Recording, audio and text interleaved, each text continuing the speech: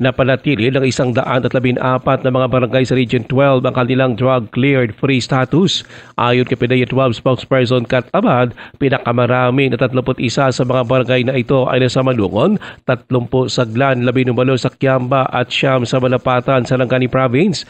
Dagdag pa ni Abad, cleared pa rin sa illegal drugs ang 13 mga barangay sa Antipas, Cotabato at 11 sa Pulumulok South, Cotabato. Ayon pa kay Abad, ang nasabing mga barangay ay sila ilalim sa validation ng Regional Oversight Committee on Barangay Drug Clearing o ROCBDC 12.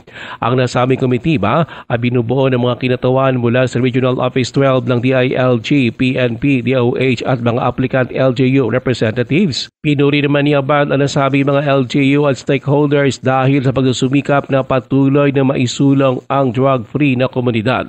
Ang drug-cleared barangay ay tumutukoy sa isang barangay na dati lang naapektuhan ng droga, sumailalim sa barangay drug clearing program at opisyal na dineklarang drug cleared ng ROCBDC, habang ang drug-free barangay naman ay tumutukoy sa isang barangay na hindi naapektuhan ng problema sa droga at nakumpirma ng ROCBDC bilang drug-free.